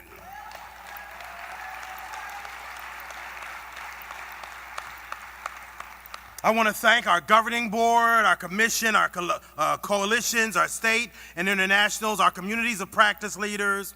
I want to thank the volunteers, the program presenters. I want to thank the international office staff, and under the leadership of our new acting executive director, Chris Moody. Come on, let's give him a hand. any of our association leaders who are in the building, either stand or raise your hand so you can see who's leading this association. Come on, give them a hand. Yes, yes. Yes, that's right. Thank you. Thank you for that applause. Thank you for showing up in appreciation. One of my favorite sayings is, leadership is not convenient.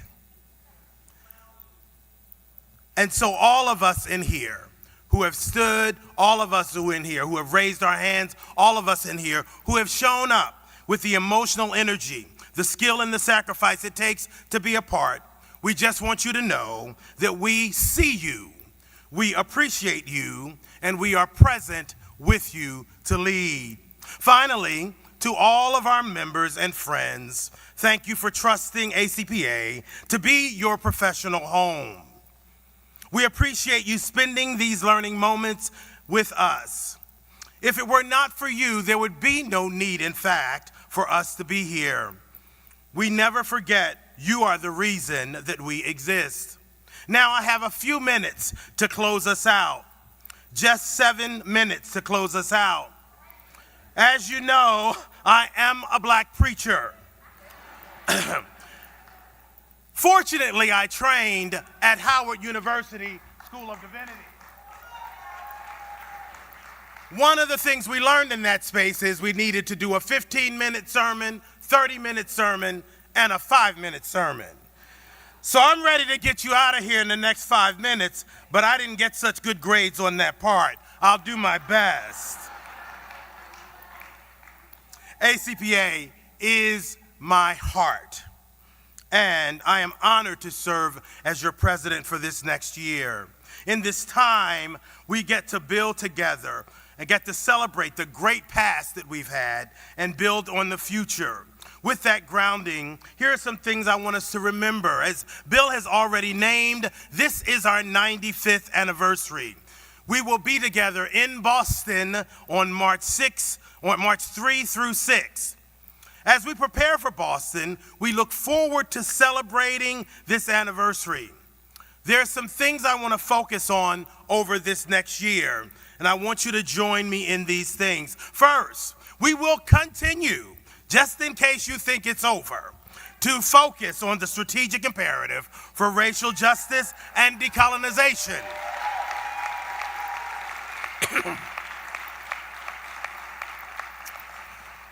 We will continue to lead in partnering in collaborations with our sibling associations such as ASH, NASPA, ACE, NCORE, White Privilege Conference, NACA, ACUI, ACUHO, NODA, AFA, and many other higher ed associations, so in fact that we will be the leaders that our campuses need at this moment.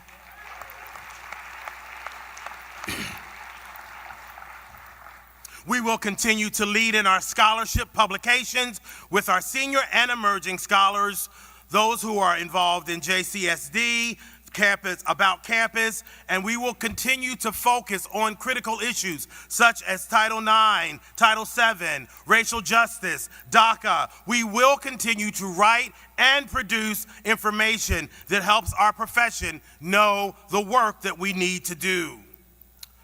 We will lead with our foundation, and we will work to continue to raise the monies and the funds and the efforts so that we can continue to generate the scholarship and the practices needed for such programs as the Next Generation, our social and racial justice and decolonization, as well as our Dissertation of the Year efforts. We will continue these efforts. And finally, as we celebrate the 95th anniversary, we are in a particularly defining moment in student affairs. It is time for us to lead. It is time for us not to show up as just the second part of the academic experience or the second part in the classroom. We are the ones who our campuses need at this particular moment. I happen to have come through this process, and I never have thought that student affairs is second to academic affairs. I have never believed that. I believe that we are partners, co-creators together of the educational experience.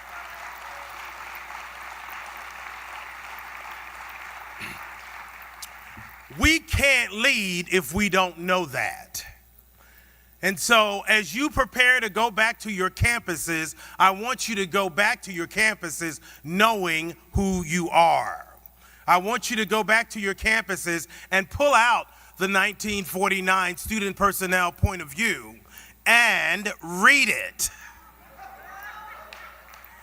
Show up on your campuses and help your campus know what it means to be co-partners. As I said in my remarks yesterday, we have to lead down as we teach our students, lead across as we teach our peers, and lead up as we teach our leaders.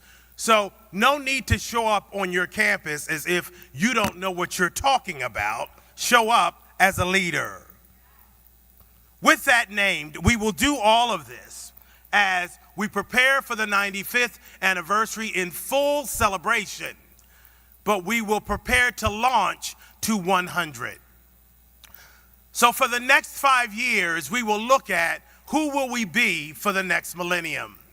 Who will ACPA be at 100? We want you to join us in making those decisions, defining that truth, and walking in that truth and moving through that truth, as Dr. Higgins said. As we close our conference today, know that we will do all of this while continuing to maintain viability and visibility of our association, our sustained position as a leader in the higher ed secretariat, maintaining the health of our international office, engaging in public policies and issues, preparing and the hiring for our new executive director, producing exceptional professional development programs, and building our capacity for greater racial justice and decolonization in all that we do, and doing all of this while taking care of ourselves. Does that sound all right? Won't you join me in leading this profession for the next round? I know that I cannot do it without you. Just like I am when I'm away from here and in other pulpits, I want there to be no distance between this space and this space. We are leaders in this thing together. And yes, I'm at a podium right now only because I have to be. But that is not the way I intend to lead us.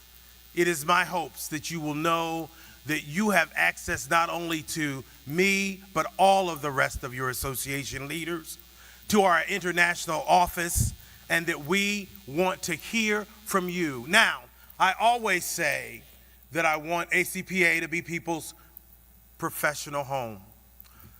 If it's not your home, at least let it be your timeshare. I need you to stay connected to us. And if this experience has given you reasons not to stay connected, let us know why. I don't have any illusion about being everything for everyone. And if this place doesn't work for you because of racial justice and decolonization,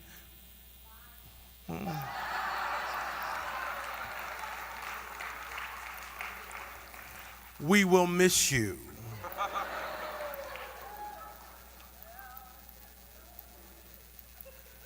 Because we can't lead unless we're doing that work.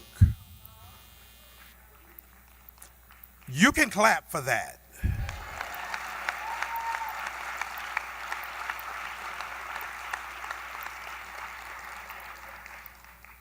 I look forward to seeing you in many of our professional development opportunities that will come from this space. We send you great energy as you travel home.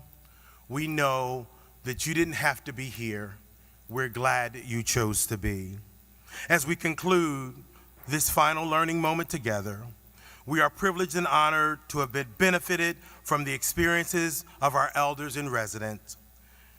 In the tradition, we like to close with our elder sharing a closing message.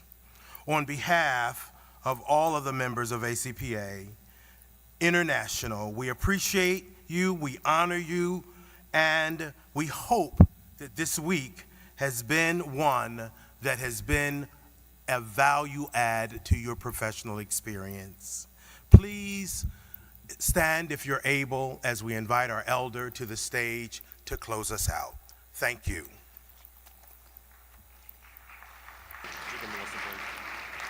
Please welcome to the stage Melissa Beer-Jacob.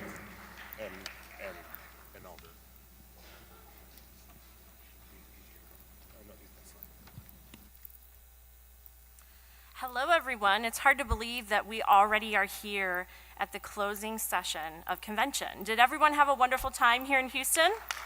Yeah. Wonderful.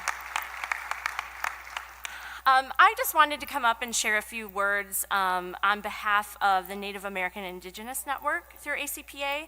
I think that, you know, as we have been going through sessions, as people have been talking, I know for us, this has been a really wonderful convention experience. So I wanted to thank all of you for really engaging in the act of decolonization and really taking it to heart and making it a part of your everyday work. You know, the resolution, I mean, that was, let's give that an applause. That was a powerful moment, very powerful. And I also would like to thank the Houston Aztec group who connected me today with our elder Ricardo, so let's also give them a round of applause as well.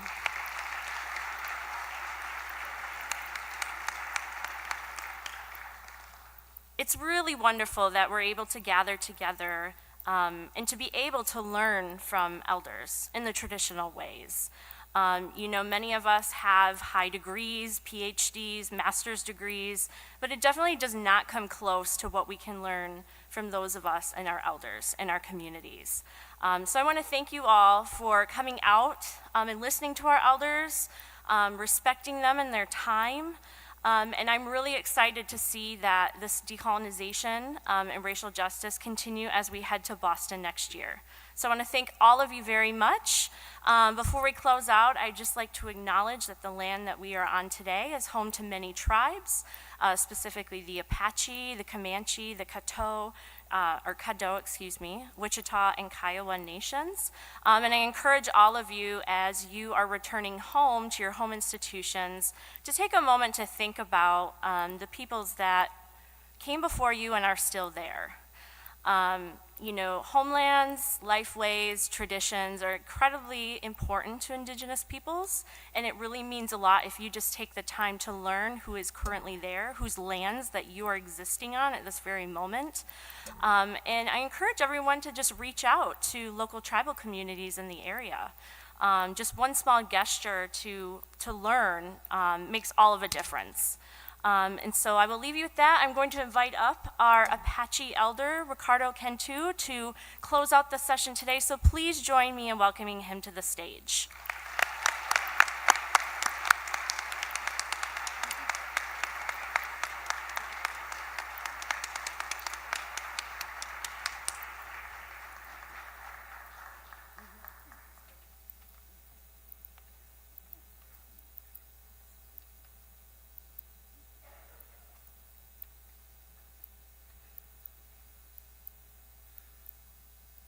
How's everybody doing? Okay. Well, you've had 4 days, right? So what's left over are the diehards. Huh?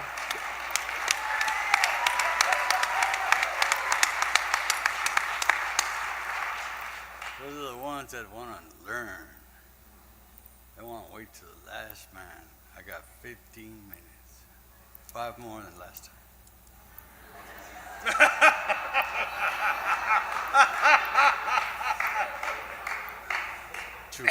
To close this conference, see, laughter is the best medicine.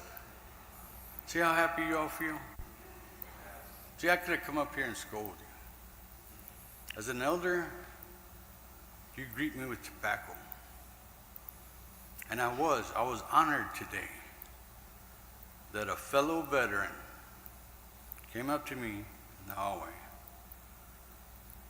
and said, "Welcome home. Thank you for your service." And I said, "You're 50 years late." But he's a buck sergeant just like me. So we got into a conversation as veterans. We call ourselves the Brotherhood. Warriors. Mr. Antoon. Can't see you because you have bright lights in my eyes again. All right. That's all I need to know. I just got to hear you. Anyway, this young man came up to me as I was talking to him. As he held my hand. As I felt his blood. As I looked in his eyes, I saw that same emptiness that I see in my own eyes sometimes. You have that stare, that glare. All these people here left. I got 50 minutes, everybody left. But this man came up to me and he says, we were talking, and I said, you greet an elder with tobacco. I don't care if it's a cigarette butt, you take that butt off, you get that tobacco, put it in a piece of paper, put it in my hand. That's a sign of respect. He honored me today, after 4 days. And I didn't attend your workshops. You know why? Nobody asked me to. Elders don't ask. You ask me. You invite me. You're on my land. You understand me? You're on my land. You're on my backyard. This is what we call my hunting grounds. My people call it. But that young man saved you all. He said, wait a minute. He took off his backpack, opened out, and honored me with a cigar. I said, you know what? I'm going to be nice today. Thank you.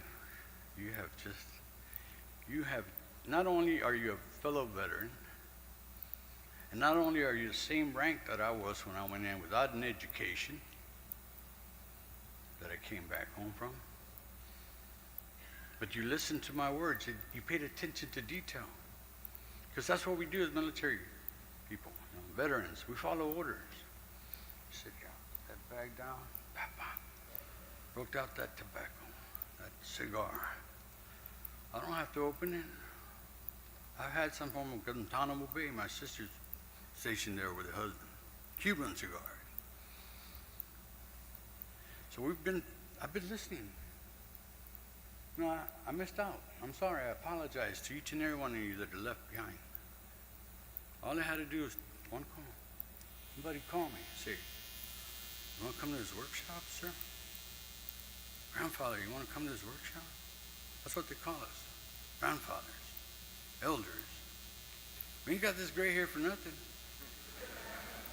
It takes time to get like this. 66 years.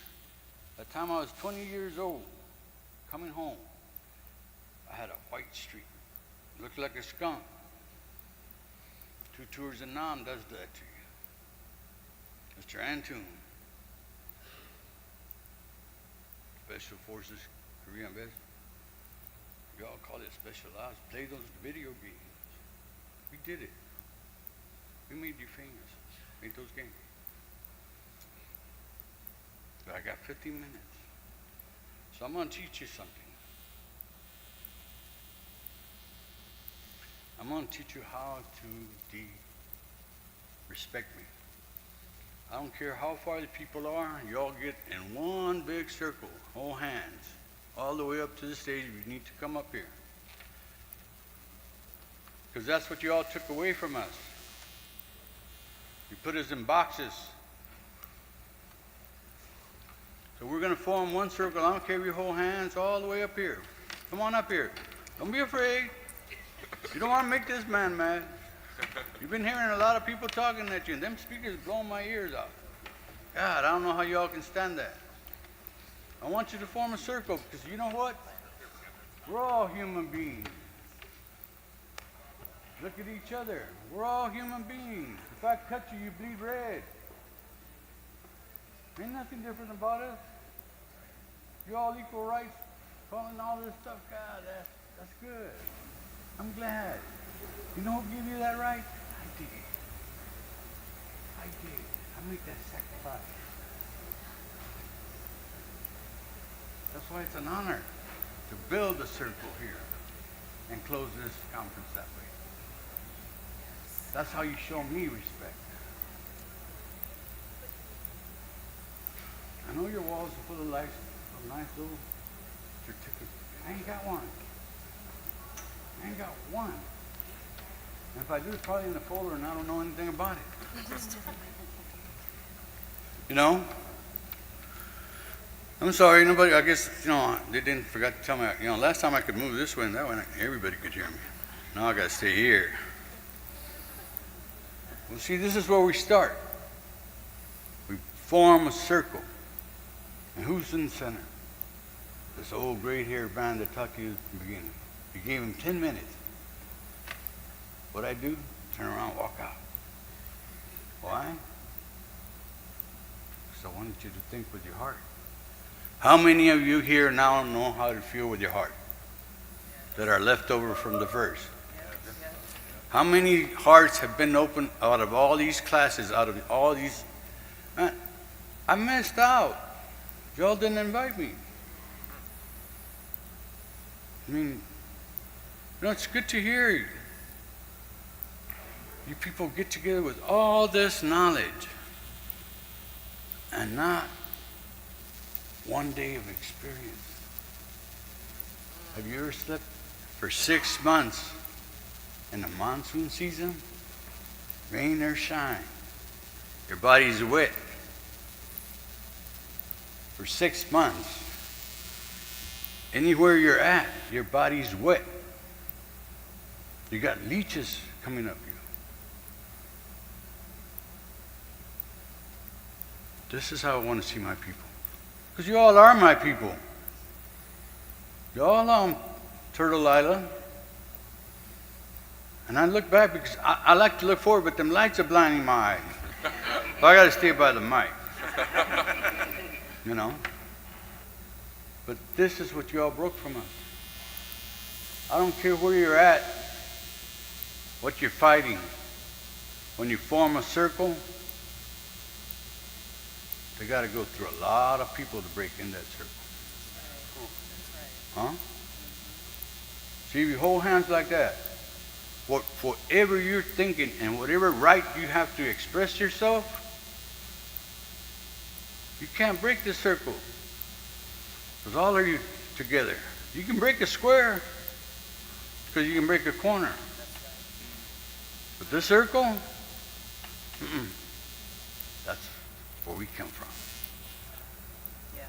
This is how you show me respect. You stand me in the middle and take care of Grandpa. Mr. Antun, you should be up here in the center of the circle. You're not older. You're older than I am. See, I call him Grandpa. Thank you. You come up here. Come up here with me. I got 5 more minutes than last time. No, sir, I don't want you to hurt your knees. Unless you want to come up here. All right. See, that's a warrior.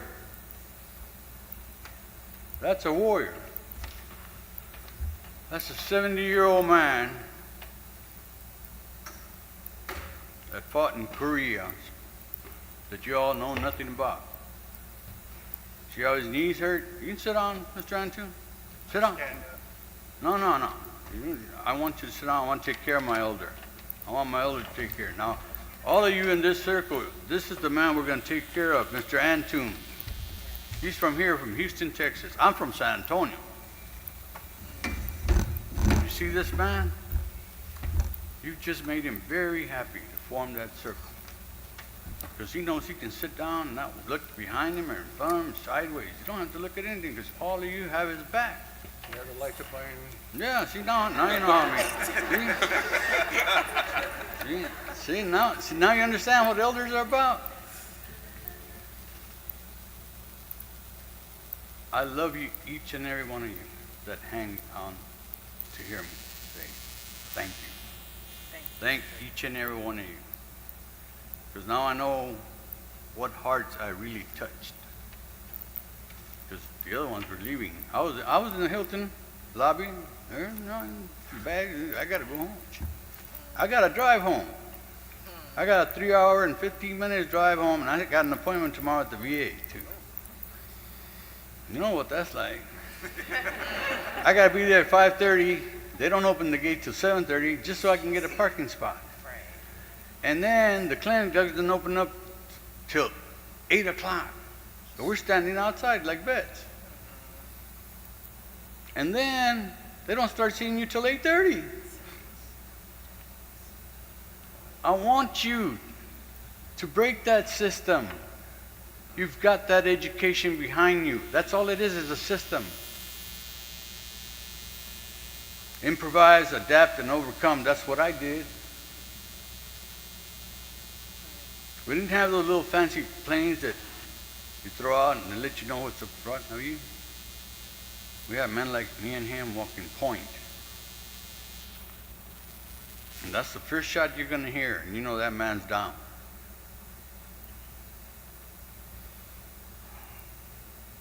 Now that buck sergeant, where you at? Where you at, Sarge? You in here? Come on up here. Come on up here. You've earned that, right?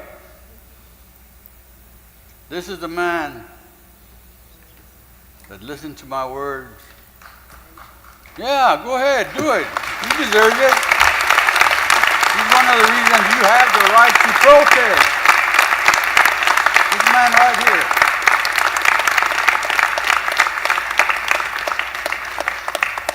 Thanks, sir. You know, we're NCOs, you know. We work for a living. Ain't nobody calling us sir. Side. Right? Indeed. You call me a sir, I slap you. Right? Right. Because I tell you what the World War II and Korean vets told me. I work for a living. You want to see somebody don't? See that officer? You don't work for a living. You got an education. But you don't know how to handle a rifle. This young man right here in front of you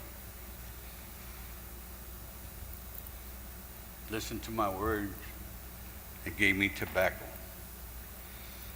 Took out a cigar, put it in my hand, and I said, Sarge, you just made my day. You have just honored me beyond those 4 days that you all have been sitting here with workshops. I want you to know that. Because I told him, I said, I might not remember your name because I'm old. I meet a lot of people. I have a lot of nieces and nephews. You know, well, we have a brotherhood. And I scolded him when he came up to me and shook my hand and said, welcome home. I said, thank you for your service. I said, you're 50 years too late. He knows I'm talking to him. He knows where I'm coming from. He's a sergeant just like me. Buck sergeant, 3 stripes. We lead our man in. Second lieutenant was to take a step back. Right? We go in. We don't leave nobody behind. We drag them back. I was explaining to him. We didn't have all the technology he did. We had the leftovers from Korea. I was opening up sea ration candy. Y'all probably don't even know what that is. I got a P-38. Opened it up. Before I opened it up, flipped it over, looked at the date. 1951. That's the year I was born. They can preserve food that long. Ooh. You know, where'd they get that? We used to smoke our food. My grandma used to, you know, fry that meat up, salt on it. Always had food. Had a green thumb. Patchy's not a good farmer. Houston, Mr. Antune and this sergeant, I want you to give them a hand. Because of these 2 men, you have the right to protest. You have the right to express yourselves. You have a right to an education. You have a right to be here. Nobody can stop you. And this circle will not be broken. And you can keep on going. Because as long as you gather like this, nobody can go between you. Nobody. I just want you to know that. Because I got 15 minutes. See, we gotta laugh too, you know. It's the best medicine and it's free. So, you know, I'll scold you, but I'll make you laugh a little bit. You know, I can dig in I can hold on to my ground. I'm gonna see if you can hold on to yours. Because this circle is gonna protect me. This circle is gonna respect me. See how if you all hold hands, ain't nobody gonna get me. Sergeant's right here, I got this man right here. I ain't got nothing to worry about. I can sit down. And that's how you are. You're human beings first. You all bleed red. Understand that. You know, be proud of yourselves. You've got that education, you got a dream. Go forward. Form your little circle. Get a little group, sit down in a little circle. Sit on Mother Earth, not concrete, plastic, or asphalt.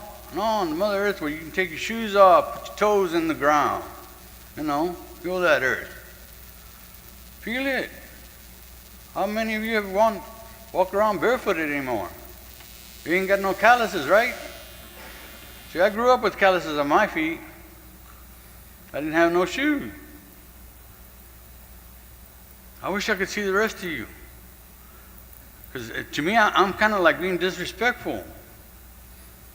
Because there's a circle around me. A circle of human beings. There ain't no red, yellow, black. It's a circle of human beings around me. You understand that? Ain't no black. We're not worried about who's who and what's what. They're family. You're holding hands. We're all family. We're all one. We are all one right now. We are all one. See how simple it gets when you form a circle? How you can feel that other person's heartbeat on your left hand? Huh? See how we're human beings? We're not any other color. Ain't nothing wrong with us. We separate ourselves. We hurt ourselves as human beings. That's the worst animal on Mother Earth, is the human being. You know why? Because like I told you in the beginning, WHITE, from the day I was born. Look at you guys, you hung in here. I saw a lot of people going home. Got my sergeant right here. See, I ain't got to worry about what's coming up this way. I ain't got to worry about what's coming up this way. I ain't got to worry about nothing. Y'all stayed to hear me. 15 minutes now. Huh? 4 days, 10 minutes. Last day, I got 15 minutes. Put it all together, 25 minutes. That's what you give an elder? Mr. Antoon, he talk you to death. You just walk away from him. It's okay, Grandpa. I'm gonna go, yeah. I love this man. He's my elder. Well, you know why? Because he's 70 years old. I'm 66. I'm sorry about that now. Still likes to chase them girls, Like that attention. But that's what the family's about. I don't care how you want to live your life. That's none of my business. As long as you're happy. As long as you're happy. That's what matters. It's us human beings that say, oh, you can't do that. Why? You tell him, come talk to me. I said, go down to Texas, call that Apache elder and ask him. He said he fought for the right that I have to say, I want to do it my way. Huh? Who used to sing that? Frank Sinatra? Oh, you all don't know about him. Ah, you all are young. Elvis Presley. Elvis Presley? Oh, no, that's a crooner, bro. So you see, one big happy family stayed behind, holding hands, forming a circle. And the funny thing, we're all related. That's right. We're all relations. Come here, son. Come here. This man, younger generation, oldest one, next one, now his generation. We three here can take anybody down with our hands. Come at me. So you find out? You want to find out? Come at me. Come on. Come on. Come at me. I'm 66 years old. Come on. We're dangerous with our hands. Nobody wants to. No, they don't want to try. See, sorry? Hmm? It's out of respect, right? Any volunteers? No. No, never volunteer. I gotta get on. Now I'm gonna blow the seagull bone whistle. I formed this circle. I'm gonna honor this man and this man. That's why we blow the seagull bone whistle to the east. And when I first came here, that's what I did with my cell phone. I found out where east is in this building. So that way I know which way to blow the seagull bone whistle. That's the Eagle Nation. That's the Warrior Society. Huh? You see that? Come up here, nephew. Where you at? This is my family. This is my family. My niece, my nephew, my grandpa right here. And my brother. And my niece. There we go. So are you singing them up? I'm going to blow the seagull bone whistle to honor the veterans all the way back. The path to the veterans that are right now going through training right this very day, getting ready to fight the next conflict so you all can be free and protest and get an education and do everything you want to do with your life, with our blood. But remember one thing, when you came to Houston, you were on my hunting ground. My niece's people, my people. When that boat hit that sandy beach, you can't even go there no more. It's so polluted, you don't want to go there. It was clean before. That's what the human being did. That's what the human being did. Took that away from you. You see? It's more than just that. You start thinking about what's going on wrong with the world. Look at how much you've lost. How much asphalt and concrete is here. You can't even drink water. You're buying water. Water used to be free. You don't like the taste of that water? Houston water? You've been drinking it all week. Ain't got that Montezuma revenge on it. Sarge know what I'm talking about. Mr. Antu know what I'm talking about. Do you all know what I'm talking about? No. You've been blessed. You've been blessed by these four warriors. My nephew's in the Navy too. Desert Storm, right? Oh, Iraq 2. Iraq 2. 2 and 1. Huh? There we go. There we go. 4 veterans. Take those rights and make a difference. Form circles and break this system down that is taking your rights away.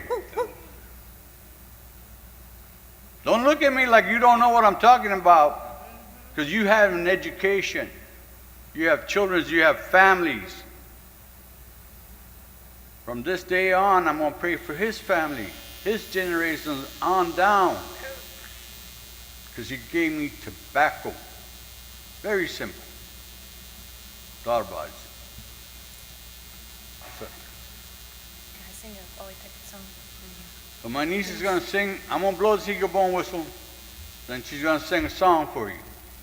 I'm going to honor the warriors, the veterans, and the educated people that are in this room trying to make a difference. Because you're human beings. You're not black, yellow, white. Nah. I cut you, you bleed red. He cuts you, you bleed red. He cuts you. These warriors cut you, you're going to bleed red, just like we did. So thank you. Thank you for waiting for me. And I love each and every one of you. As you hold hands, I can hear your heartbeat. We don't do that anymore. We don't talk to each other anymore. We don't hold hands anymore. We be on the little phone. Takes your energy away. Takes your spirit away. Takes you from being focused. You can be walking the street and not even know it's a red light or green light. Boom, get hit by a car and then want to sue the man. You had the right way, you didn't read the sign. Because you're looking to treat her. I don't even know how to read. I stay away from it. I got a truck that can do that for me. I don't know how to use it. I got a 7-year-old grandson who can tell me how to use it. See? But how many of you can start a fire? Go outside, start a fire. You need a match, right? You need a light. I'll give you a knife. You're lucky. Tell him so. You're lucky if I give you a knife. I would like to have a volunteer come back with me to my land, to my home place. I'm going to blindfold you and leave you out there. And I'm going to see how all that education and no common sense is going to keep you alive. No GPS. No GPS, no phone, no nothing. You're going to go by the moon and the stars. You're going to tell me when that North Star is, the Big Dipper, Orion's Belt. That's my people. Orion's Belt, the hunter. When you put it all together, that's who he is, the hunter. Oh. That's where he comes from. That's why my people go up there and say, we're from the stars. All of you are from the stars.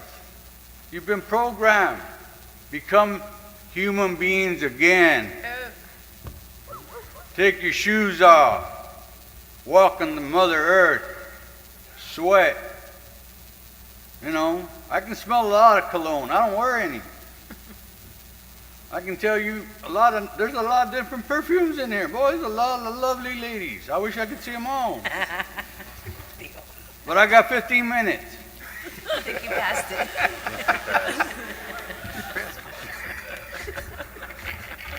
I scolded you and I made you laugh again, right? See? It's so simple. It's the best medicine in the world. You can't now bottle it, but it makes you feel good. And all of you that are doctors and you know what endorphins are. That's what that laughter does to your body. See, that's why we like to laugh as elders. Learn to do that. Learn to smile. Learn to hold on to each other. Learn to love. That's what my Antoine said. Learn to love. I don't know how about that. I mean, you all can take it differently. You know, well, you know, you be careful with your words. That's the first things our grandpas used to say. Be very careful with your words. Thank you. I love each and every one of you. Thank you for honoring me and forming this circle for me. Thank you for honoring my ancestors whose foundation this is on top of. I can blow this, me and him can blow this building off and get down to the ground, to Mother Earth. And we still got foundations to go through. How many generations and how many foundations are on top of my people? Think about it. 7. Every 7th generation, we might pray we get a grandson or a granddaughter that's got our blood. That says, you know what? You're the immigrant. Guess what? You're the, why are y'all calling yourself black and white? We call that night and day. People. You look at that medicine wheel, it has every color of every race that's on Mother Earth right now. The Constitution is made and based on the Iroquois nation. Y'all brought it over here. Thanksgiving never happened. Let me break your dream. Let me bust your bubble up. It never happened. We never went to the moon. You know why? Because you don't see no stars. How funny we're in the moon, but you don't see no stars in the back. You all ever watch that? Huh? What'd you put a paper flag up there for? They fooled you. We've been chasing the Russians. We never went there. Them stones that they got, they've hit Mother Earth. I've got a knife that was given to me made out of a meteorite that hit Mother Earth.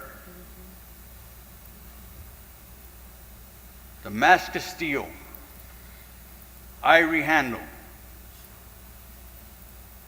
scabbard made from a deer horn with a Celtic symbol on it.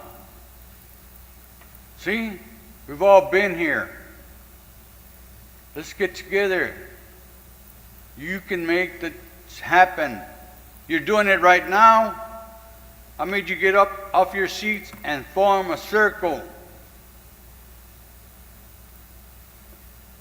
Sergeant, grandpa, nephew, niece. We got a little circle in here, see? We're all human beings. You want to cry, cry. You have that right. We gave you that right.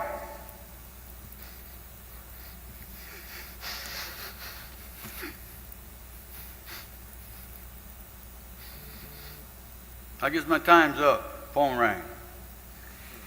Somebody lift the phone up. Come on, face east. Y'all hold your hands, be proud.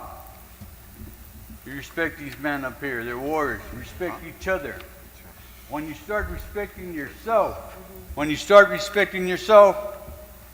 you know what respect's all about, because you got to begin with yourself. You want to make a difference? Start with yourself. Start right here in that heart. That's what I told you in the beginning. Now I'm coming back. I got five more minutes from last time. 15 minutes.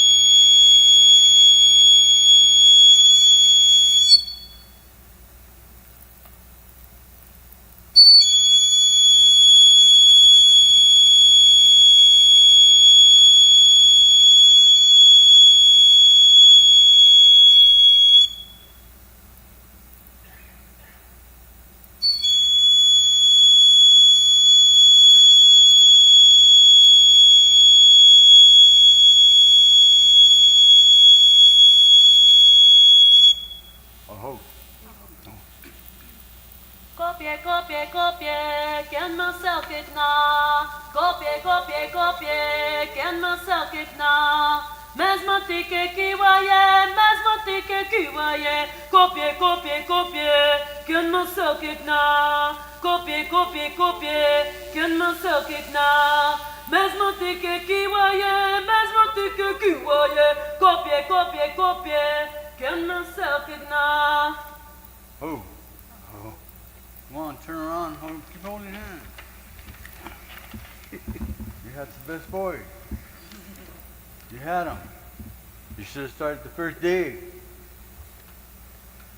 You know, I had a preacher once tell me, want to know how to read that black book? That's what we call it, the black book. I need to start walking them down because we're done. I said, okay. Slowly. He told me you start with suffering. You start with suffering. You know why? Because you got to have faith. You got to have faith. And if they take that away from you, they're taking everything away from you. That's what they tried to do to us. Didn't work. Didn't work. I'm here. Didn't kill us all.